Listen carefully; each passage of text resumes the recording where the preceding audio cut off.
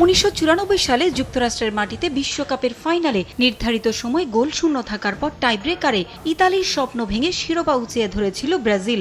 অধিনায়ক দুঙ্গার হাতে সেই সোনালী ট্রফি দেখে এর রেপ্লিকা কিনতে সারা দেশ চষে বেরিয়েছিলেন কারুশিল্পী জার্ভাস মেনেঘিনি, কিন্তু হতাশ হয়ে ফিরতে হয়েছিল তাকে। কোথাও খুঁজে পাননি বিশ্বকাপের রেপ্লিকা ট্রফি। সে আক্ষেপ থেকেই মাথায় আসে বিশ্বকাপের ট্রফি তৈরির ভাবনা।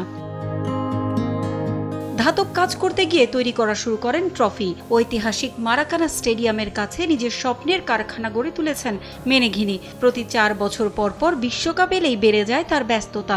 2026 বিশ্বকাপ সামনে রেখে ব্রাজিলে ধুম পড়েছে বিশ্বকাপের ট্রফি তৈরির। ভালোবাসা আর সৃষ্টিশীলতায় মেনেঘিনি তার ট্রফিতে আনেন ভিন্নতা। এসব ট্রফি ছাঁচ ব্যবহার করে তৈরি করা হয়, সোনালী রং ব্যবহার করা হয় এতে, আবার কিছু ট্রফিতে চকচকে ক্রোম ফিনিশ দেয়া হয়। যুক্তরাষ্ট্র ও ইউরোপের 17টি দেশে মেনেঘিনির তৈরি ট্রফি রপ্তানি করা হয়। বিশ্বকাপের অন্যান্য আসরে 100 থেকে 200টি ট্রফি তৈরি করলেও যুক্তরাষ্ট্র, কানাডা ও মেক্সিকোতে 11 জুন থেকে শুরু হতে যাওয়া বিশ্বকাপ সামনে রেখে 600টি ট্রফি তৈরি করেছেন মেনেঘিনি।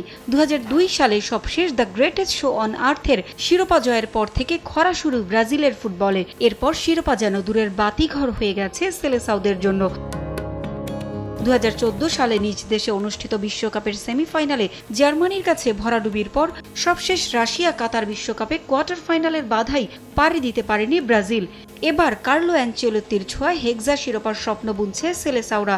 মেনেঘিনি চান রেপ্লিকা নয়, সত্যি বিশ্বকাপের ট্রফি এবার আসুক ব্রাজিলে।